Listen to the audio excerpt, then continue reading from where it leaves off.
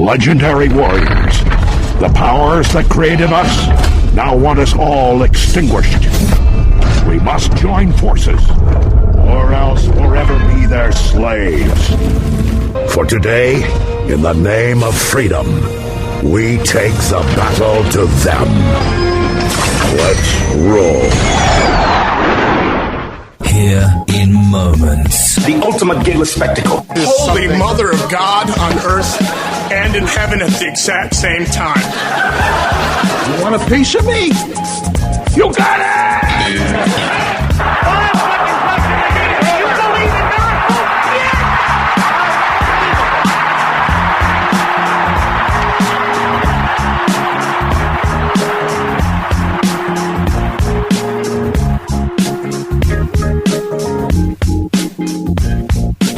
Ladies and gentlemen, we have our favorite man right here who is sticking it to the media, and you keep on doing it. You hear me? Yes. Don't stop. Don't stop. That's right. Do not stop. You are, ladies and gentlemen, you listen to the Wayne Dupree Show. My name is Wayne Dupree, along with Dan Adams and Mr. Huckabee Jr. Right now, we have the press secretary who is standing up and taking names. Well, actually, I ain't gonna say it like that. I don't want to get him into trouble, but he's standing up to the media exactly like we, the American people, have wanted it for a long time. And when this happens, Sean, you have so many people behind you. So understand that. No matter what the stories that they are putting up and everything, well, he made this media person cry and all that. That's well, if they're a reporter, I don't mind. So look. Here's the thing. Yeah. The media is continuously putting out this fake news. Well, yeah, just to be clear, Wayne, I don't think all in the media. I think some in. I think the president was very clear about that today, that there are some people, you guys are part of the media, you do an honest and great job of having it unfiltered. So I don't want to paint everyone with a broad brush, because I think there are some reporters that really do a phenomenal job. There are some outlets that do a phenomenal job, but there are some that don't have the same commitment to maintaining a commitment to the facts, to the truth. This isn't about being tough. And so many times folks in the mainstream media say, you guys just don't want criticism. I don't mind criticism from the right, from the left. Let's take it. But when it's fake and it's not real and it's not based in fact, that's not about being tough or not tough. Right. Sean, one of the things that I'd like to commend you for, but I'd like to see how it affects your interaction with the corporate media. You introduced 2 Skype seats. Yeah, 4 every time. 4. Yeah. How is that going over? Because we love it. Because it's done a couple things. I even have my name in there. All right, you're up. Okay, all right. But one of the things that's beautiful is 2 things. One is we get affiliates in there, stations that couldn't maybe either afford to or have the ability to get somebody out to Washington. So it gives their issues a voice in Washington. So an issue in Montana or South Carolina or Florida or whatever has an opportunity to get the White House to weigh in on it. I think that's important. The other issue is that for too long, and we try to do this every time, is have somebody from talk radio part of it. Yep. Because your voice is often not heard in the White House briefing room. Who's talking about the issues that you're interacting with your listeners on a daily basis? So if Dan's taking a caller for somebody and saying this issue's not getting heard, it gives you and your listeners an opportunity to get in front of the White House and talk about it. I think that's a great added source, and I hope it continues long after the 8 years of the Trump administration. Yeah, exactly. I mean, because we have a lot of people that listen to us, and a lot of people have questions, and a lot, and you have like I said before, you have a lot of support from those on the ground, and you say things that we have been wanting to say for a long time, and that's why their message is to you. When I told them that you were going to hopefully be on, and thank God that you're on, but most of their message is that they want you to continue to be firm, informative, because that's something that has been missing from the White House side, from the media side for a long time. So now we got you up there. You're being informative, and you aren't putting, you aren't allowing the media to take the narrative or to control the narrative anymore. Right. And I think it's important. Your listeners, so often, if it wasn't for your show and others like it, wouldn't have somebody talking about the issues that are affecting them and their families and their businesses. And so it gives them an opportunity to have another voice and know that the White House and the representatives in Washington are hearing it and listening to it. But more importantly, and here's something that gets overlooked to Hutch's question about this, is the rest of the reporters have to hear that. They have to hear issues that are of concern to people outside of maybe what they're listening to or they're seeing in their neighborhood somewhere. I think that's really important because so often, if you look at the demographics of Washington, D.C., they voted 95-5 against Donald Trump. Right? So if you just talk to people in D.C., you're getting a very, very skewed and biased understanding of the support that he has and the commitment to the agenda that he's laid forward that is outside the Beltway. Well, speaking of reporters, when you have your press briefings, and I don't want you to give any inside information that you don't want to give out. We got to let them go. Those reporters that we got to let them go. We got to let them go. Okay. Reporters that you may have, some disagreements with in regards to the coverage of President Trump. You having like side conversations with them to say, hey, absolutely. And there's some that there's a difference, I think, sometimes personal versus business. There's some of these guys that I like on a very personal level. I've known for a long time. I just don't like sometimes how they carry about their job or the questions that they ask. But yeah, absolutely. There's a lot of times where I'll have a conversation afterwards or in my office and say, hey, the way that you handled that wasn't the most professional in the way. And, obviously I want to answer your question. I get you the information, but I don't think you. So, and I think that we've got to do that. I don't mind tough questions. I don't mind people who want to be disagreeable. But I think that regardless of right or left, we can be respectful of the differences that we have in policy and partisanship. Exactly. Ladies and gentlemen, thanks, we will get you back for a longer time. I'd love to do it. Okay. I'd like to get you over to the White House. That's right. Hey, all right. You heard it, ladies and gentlemen. Heard it. Okay, so thank you guys. Ladies and gentlemen, Enjoy the rest of CPAC. Thank you so much, and thank you. I look forward to seeing you again, ladies and gentlemen. Mr. Sean Spicer. Thanks, Mr. Sean Spicer. We're happy to have him on the show.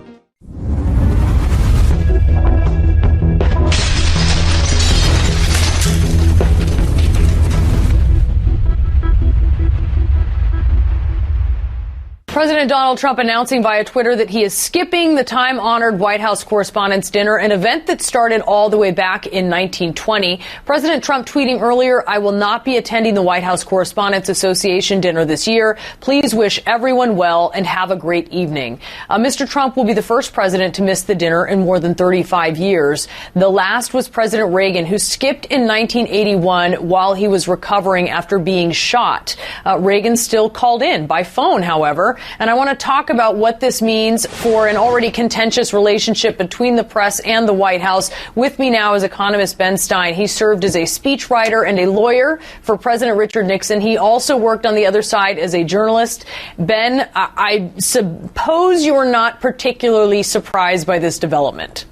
I'm not surprised at it. I'm not disappointed at it, and I don't blame Mr. Trump one bit for doing it. I mean, he's a punching bag day after day after day in the media, especially what's called the mainstream media, and I don't blame him for not wanting to go and be a punching bag in person.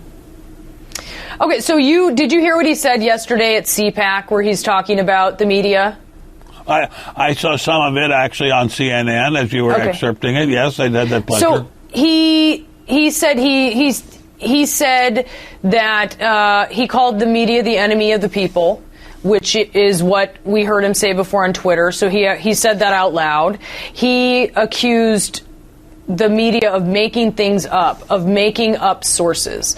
Sorry, I beg your pardon. I'm sorry. I was going to say, is that something you would give credence to, or what is going on there with what he's saying? Well, I wouldn't say that all of the media is the enemy of the people, but look, every day you pick up the New York Times, every day they're slamming him. I'm a great fan of CNN. I watch it quite faithfully. Every day, CNN is slamming him. Every day, they're looking for a scandal. They're just turning the woods upside down, looking for a scandal. They're hoping, I think, to do to him what they did to Nixon a long time ago, and I still haven't found any real scandals. And with all due respect, I don't blame him for being furious at them, and I think he's got a lot of company. I'm out there giving speeches all around the country all the time.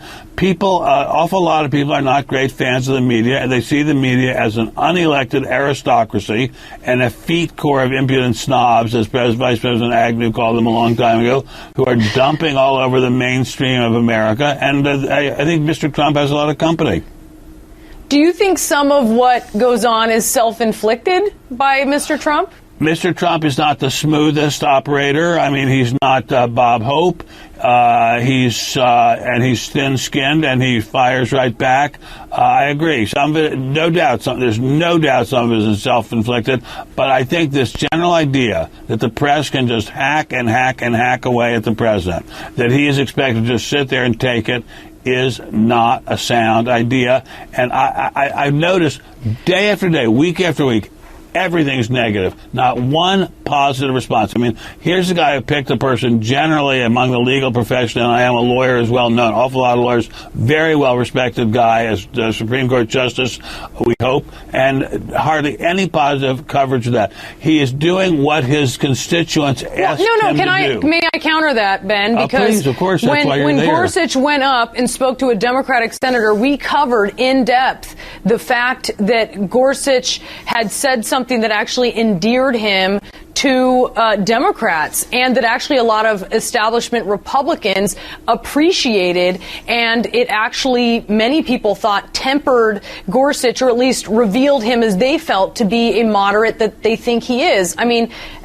how are we covering this in a negative way, maybe a nuanced way? Or Donald Trump goes to the African American History Museum and he talks about countering bigotry, and we cover that as well. Yes, you did cover that. So that's one of two of hundreds of stories, most of which are extremely negative. And God bless you for doing that positive stuff. But look at the way they slammed him for not covering right immediately the desecration of the Jewish cemetery outside St. Louis. I mean, this is a guy, and look at the way the media is endlessly playing him up as an anti-Semite. This is a guy who has a Jewish son-in-law, whose own daughter converted to Judaism, who's never been quoted saying a single anti-Semitic word, and they're constantly slamming him as being a racist or a white supremacist or something without any evidence of it at all. I think, with the greatest respect, and I appreciate your pointing out things where I was mistaken, but with the greatest respect, this is a guy that they're just smearing all the time. I don't blame him for wanting to fire back at them. If he were as smooth as Ronald Reagan, he would handle it more smoothly. But no one, again, will ever be as smooth as Ronald Reagan. You said you think the press is trying to do to him what they did to Richard Nixon. Yes. So give us your perspective on that, because a lot of people look at what happened to Richard Nixon and they say, I mean, what Richard Nixon did to himself. The tapes from the Oval Office showed that 6 days after the Watergate break-in, he was discussing himself. He was discussing a cover-up.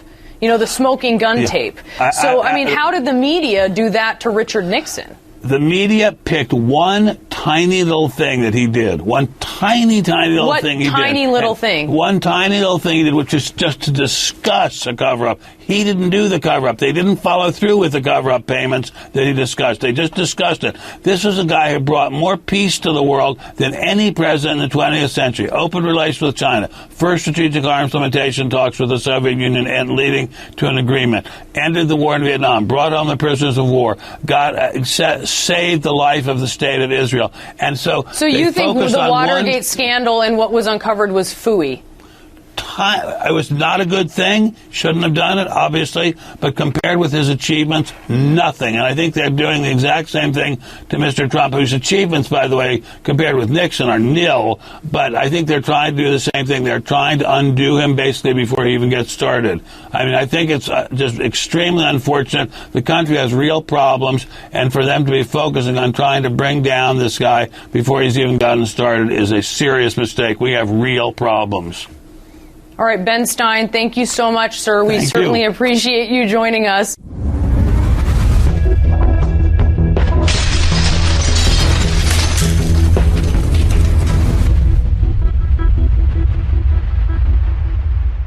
Get answers now from the White House. Sarah Huckabee Sanders joins us now. Sarah, thank you for joining us this morning. So you just saw that ad. Good morning, George. We also heard from a key Republican member of Congress this week, Darrell Issa, who said that the Attorney General, Jeff Sessions, must recuse himself from this Russia investigation. Let's listen. You cannot have somebody, a friend of mine, Jeff Sessions, who was on the campaign and who was an appointee. You're going to need to use the special prosecutor's statute and office to take, not just to recuse. You can't just give it to your deputy. That's another political appointee. That is a senior Republican, Congressman. What's your response? Look, I think the real easy answer here is that the FBI has already said this story is BS. Those are their words, so I apologize to my mom. But literally, those are the words of the FBI, that this story is BS. They came to us. They approached us. We're putting that story out there. I think the American people deserve to know the truth, and that's exactly what it is, that there's nothing here. Just because reporters say something over and over and over again doesn't start to make it true. At some point, we get to a place where we've got to move on and start focusing on the things that the American people care about, and I don't think this is it. We've talked about it time and time and time again, asked and answered. Let's move forward. Let's start talking about the economy. Let's talk about education. Let's talk about border security. Let's talk about national security. That's what's keeping most Americans up at night. That's what they want us focused on, and that's what this administration is doing day in and day out. A couple of things there. First of all, the FBI has made officially no comment. The FBI director, James Comey, has had no comment. You're saying that the FBI told you that it was BS. The FBI hasn't said that at all. But I was asking a different question. The FBI investigation is continuing right now. The intelligence committees are continuing their investigations right now. And the question at hand is it appropriate for the Attorney General to oversee that investigation? Here are the Justice Department guidelines. They say that no DOJ employee may participate in a criminal investigation or prosecution if he has a personal or political relationship with any person or organization substantially involved in the conduct that is the subject of the investigation. How can it be appropriate for a key member of the Trump campaign to oversee an investigation into the Trump campaign? Look, George, we're confident whatever review that Congress wants to do, I think that's the first step. If they want to take that on, which there are two committees that are currently doing that, we're extremely confident that whatever review, they're all going to come to the same conclusion, that we had no involvement in this. The bigger thing here is if Democrats want to continue to relive their loss every single day by doing investigation or review after review, that's fine by us. We know why we won this race. It's because we had the better candidate with the better message. They didn't campaign in the right places. They didn't have a good candidate. And if they want to continue to relive that loss every single day, then we welcome that. That wasn't a Democrat. That was a Republican member of Congress. So just say that for the record. And I'll take your answer to say you don't believe that the Attorney General needs to recuse right now on the investigation. So you also saw Republican members George, of Congress. I don't think we're there yet. Let me finish the question right there. Yes, sir. You saw Republican members of Congress say this week that President Trump should release his tax returns. Senator Collins said that it may come to subpoenaing these tax returns. If Congress requests these tax returns as part of the investigation, will President Trump provide them? Look, that's a question you'd have to ask the president. But what I do know is that, again, we've answered this question. I guess I don't know how many times you have to answer the same question and people start to expect a different answer. Again, I wasn't saying that he shouldn't recuse himself or that he should. My point is I don't think we're there yet. Let's work through this process. You guys want to jump to the very end of the line. That's not how this works. Typically, you go through a congressional oversight review. We're doing that. Let's not go to the very end of the extreme. Let's let this play out the way that it should. But again, I go back to, if you guys want to continue to relive this loss, then let's do that. But at the same time, while the Democrats and even maybe some of the Republicans, as you mentioned, want to talk about that, what we're focused on in this administration is what we campaigned on and achieving those goals and making sure that America is moving forward. Again, I was asking about the FBI and the Justice Department investigation, not the congressional. But let's move on to the State of the Union. One of the big questions at the State of the Union coming up, I guess it's not a State of the Union, the address to Congress on Tuesday will be what to do with Obamacare. In this and what the president is going to say should be done. During the campaign, he said that everyone's got to be covered. As recently as January 15th, he told the Washington Post, we're going to have insurance for everybody. But there's a brand new analysis out just today of the Republican plans about to be presented. They were presented to the governors yesterday, and it says millions may lose coverage in Obamacare repeal, governors told. Policy supported by Republican congressional leaders to replace Obamacare could lead millions of people to lose their health coverage, according to a presentation given to state governors meeting Saturday in Washington. It estimates that the number of people covered by Obamacare through the individual insurance market could be slashed by as much as 51% in states that chose not to expand Medicaid coverage, and by 30% in states that did expand the federal state health program for the poor. So can the president guarantee that no one who has coverage right now will lose it under his plan?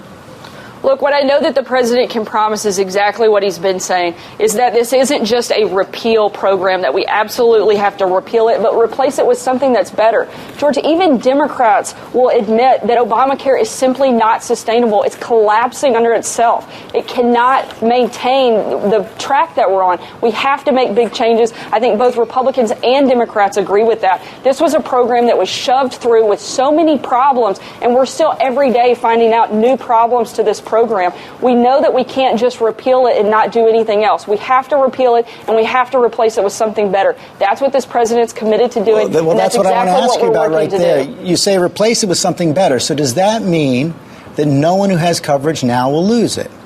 I know that the goal is that we make sure that people don't lose their coverage, and that we have to put a high priority on the people that need it most. We have to lower costs, and we have to make sure that the people that need insurance the very most are covered. But at the same time, George, we cannot survive under the current system. We have to make massive overhaul to the healthcare system in America, because it's simply just not sustainable, and everybody agrees with that. There's nobody that argues that we're on a track that we can maintain. So we're looking at every possible way to do exactly that. Repeal a terrible, failed system and replace it with something better.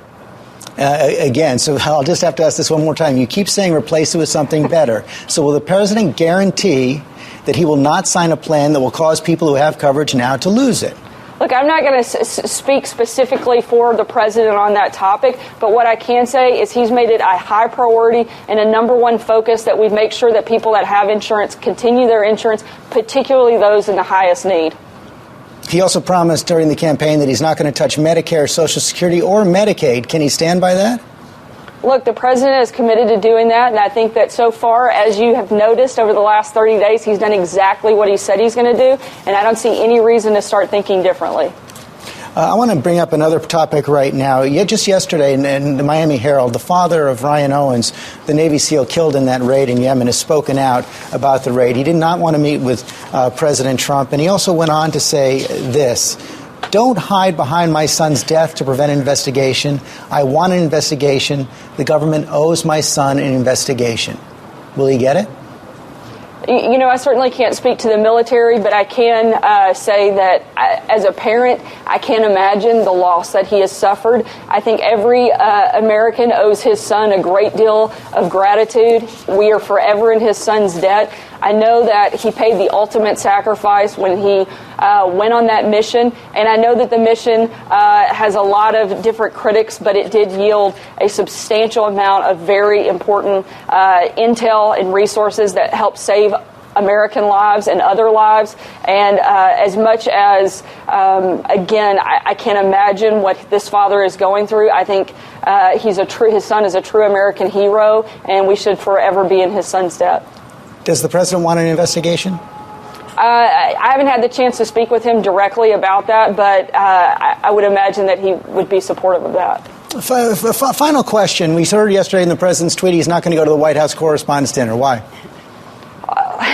George, I think it's pretty safe to say I think we all spend enough time around each other as it is. But look, this wasn't a president who was elected to spend his time with reporters and celebrities. This was a president who campaigned on speaking directly to Americans, and that's exactly what he's going to spend his time doing. I think it's kind of naive of us to think that we can all walk into a room for a couple of hours and pretend that some of that tension isn't there.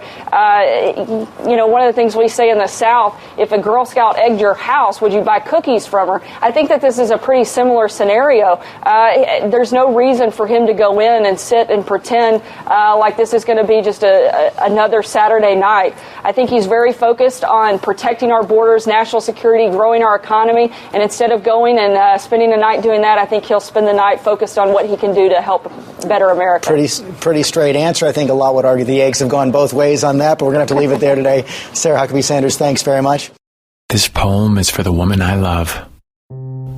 I knew not what love was till you awoke within my heart. We are now together forever, never shall we part. I will track where you are, I'll decide whom you see. Remember, sweetheart, you belong only to me. So do what I say and don't do anything dumb, or I may have to hit you until you are numb. If you tell another soul, well, that will just make me mad. 'cause I tolerate you, and for that, you should be glad. There's one more feeling I must express to you, honey.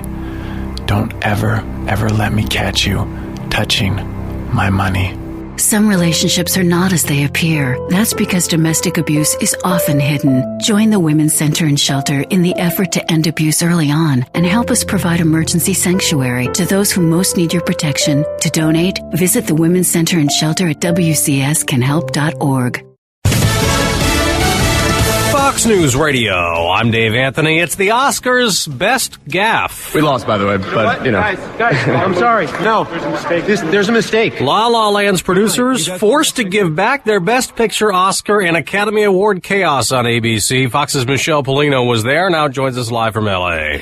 Dave, it was a mistake heard around the world as presenters Warren Beatty and Faye Dunaway announced La La Land as Best Picture, only to have the entire film crew on stage be told Moonlight won. Here is Beatty explaining. I want to tell you what happened. I opened the envelope and it said, Emma Stone, La La Land. However, backstage, Emma Stone, who picked up Best Actress, said she was holding her envelope. Turns out Price Waterhouse took responsibility for the mix-up in envelopes, but wasn't all bad for La La Land as it danced away with the night's most trophies, 6 in all. Dave? Thank you, Michelle. President Trump will show up at a gathering of the nation's governors in Washington later this hour at a black tie ball. Last night he said it's likely they'll talk about Obamacare. We're going to have it fixed, and we're going to repeal and replace, and I think you're going to see something very, very special. The president needs to find a new Navy secretary. Fox's John Decker live at the White House. The president's nominee to be Navy secretary has pulled his name from consideration. Philip Bilden, a private equity fund manager, said the decision was driven by privacy concerns. Separately, a new military strategy to defeat ISIS that will be presented to the president today is likely to deepen U.S. military involvement in Syria, possibly with more ground troops. Recommendations from Marine Corps General Joseph Dunford, the chairman of the Joint Chiefs, will also likely focus on hampering ISIS financially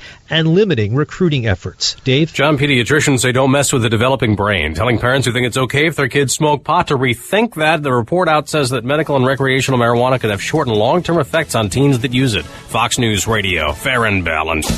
President Trump has been railing for weeks about news leaks he says are illegal coming from inside his administration, and the White House is on a mission to plug those leaks. One administration official tells Fox News that White House Press Secretary Sean Spicer called nearly 24 staffers into his office. Another official says Spicer told the staffers to put their phones on his desk so they could be checked for evidence of leaks. Spicer then warned the initial search would be recess compared to what could happen in round 2 if the source of leaks is not found. Fox's Kelly Wright. Remember Rachel Dolezal? She's the former NAACP leader in Spokane, Washington, who resigned in scandal in 2015 over the controversy that she is white but passed herself off as being black. Dolezal now tells the British newspaper The Guardian she can't find a job and is in danger of being homeless.